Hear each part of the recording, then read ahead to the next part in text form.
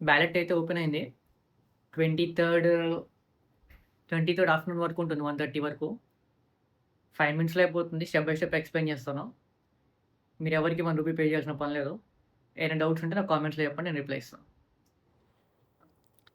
Young professional scheme అని చెప్పి గూగుల్‌లో సెర్చ్ చేయగానే మనకి గవర్నమెంట్ యూకే సైట్ ఓపెన్ అవుతుంది. దాని మీద క్రియేట్ అకౌంట్ క్లిక్ చేయండి. క్లిక్ చేసిన తర్వాత ఇలా మీకు క్రియేట్ చేసుకుంటున్నారా లేదా సమ్‌వన్ ఎల్సా అని ఉంటుంది. నేను నాకే చేస్తున్నా కాబట్టి నాకని పెట్టాను. దాని మీద క్లిక్ చేయంగానే డీటెయిల్స్ అడుగుతుంది. నేము, సర్‌నేమ్ లాంటివి యాజ్ పర్ ద పాస్‌పోర్ట్. పాస్‌పోర్ట్‌లో ఎలా ఉన్నాయో సేమ్ అలానే టైప్ చేయండి. మనకి తర్వాత ఏ ఇష్యూ ఉండకూడదు కాబట్టి. కంటిన్యూ క్లిక్ చేయంగానే what is your country nationality ఉంటుంది. సో, మనం ఇండియన్ కాబట్టి ఇండియన్ సెలెక్ట్ చేసి కంటిన్యూ ప్రెస్ చేయండి.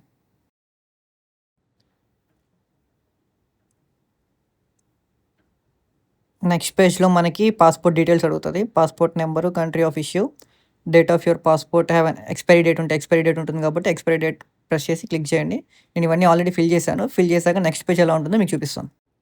నెక్స్ట్ పేజ్‌లో డేట్ ఆఫ్ బర్త్ అడుగుతుంది. డేట్ ఆఫ్ బర్త్ ఫిల్ చేసి కంటిన్యూ చేయండి. నెక్స్ట్ పేజ్‌లో మనకొచ్చేసరికి ఈమెయిల్ అడ్రెస్ అడుగుతుంది. అంటే వాళ్ళు ఎలా కాంటాక్ట్ అవ్వాలని. సో, మీరు యూజ్ చేసే పర్సనల్ అకౌంట్ ఇస్తారా లేదా సెపరేట్‌గా ఈమెయిల్ క్రియేట్ చేసుకుంటారా అది మీ ఇష్టం. ఈమెయిల్ కన్ఫర్మేషన్ కోసం సెక్యూరిటీ కోడ్ అడుగుతుంది. సెక్యూరిటీ కోడ్ ఈమెయిల్‌కి సెండ్ చేస్తారు. కోడ్ కన్ఫర్మ్ చేసిన తర్వాత మనకి ఈ పేజ్ ఓపెన్ అవుతుంది. అంటే నీ అకౌంట్ వేరే వాళ్ళు కూడా యూజ్ చేసుకోవచ్చు అని చెప్పి మనకు ఒక ఆప్షన్ ఇస్తాడు. సో, నేను ఎవరు యూజ్ చేయదలుచుకోలేదు. నేనే చూసుకుంటా కాబట్టి ప్రాసెస్ అంతా. నేను నో క్లిక్ చేశాను.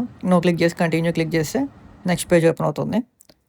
ఈ పేజ్‌లో నీట్‌గా ఒకసారి మన డీటెయిల్స్ అన్ని క్రాస్ చెక్ చేసుకొని కంటిన్యూ చేయండి. మనకి అకౌంట్ క్రియేట్ అయిపోతుంది. అకౌంట్ క్రియేట్ అయిన తర్వాత మళ్ళీ దాన్ని సైన్ ఇన్ టు కంటిన్యూ చేయాలి. సెకండ్ స్టెప్ అనమాట. సైన్ ఇన్ అవ్వంగానే మనకి విచ్ ఐడెంటిటీ డాక్యుమెంట్ అని అడుగుతుంది. అంటే మనం పాస్‌పోర్ట్ ఇచ్చాం కాబట్టి పాస్‌పోర్ట్ పెట్టాలి. నెక్స్ట్ పాస్‌పోర్ట్ నంబర్ అడుగుతుంది. పాస్‌పోర్ట్ నంబర్ ఇచ్చేయండి. నెక్స్ట్ డేట్ ఆఫ్ బర్త్ అడుగుతుంది. Date of birth as per the passport ఇందాక ఎలా ఇచ్చారో మళ్ళీ సేమ్ అలానే ఇచ్చేసి కంటిన్యూ క్లిక్ చేయండి. కంటిన్యూ తర్వాత జీమెయిల్‌కి కోడ్ వస్తుంది. ఆ కోడ్ ఎంటర్ చేయండి. ఇక్కడ స్టార్ట్ అప్లికేషన్ మీద క్లిక్ చేయండి. నెక్స్ట్ పేజ్‌లో మెయిల్ ఒకసారి కన్ఫర్మ్ చేసుకొని కంటిన్యూ మీద క్లిక్ చేసేయండి. నెక్స్ట్ ఇక్కడ ఏజ్ ఒకసారి వెరిఫై చేసుకోండి. Applicant over 18. కంటిన్యూ మీద క్లిక్ చేశాక ఇది ఫైనల్ స్టెప్. ఇది చాలా ఇంపార్టెంట్. ఫస్ట్ పాయింట్ వచ్చరికి identity and contact. Next prepare application. Next provide evidence and submit. ఈ మూడిట్లో ఇది చాలా ఈజీ అండి. ఈ 3 సింపుల్ స్టెప్స్. ఫస్ట్ ఆ కాంటాక్ట్ ప్రిఫరెన్స్ మీద కంప్లీట్ చేసేయండి. Next declaration. Next provide evidence అంటే మన పాస్‌పోర్ట్ పీడీఎఫ్ ఉండాలి ఫ్రంట్ టు బ్యాక్. అది రెడీ చేసి పెట్టుకోండి.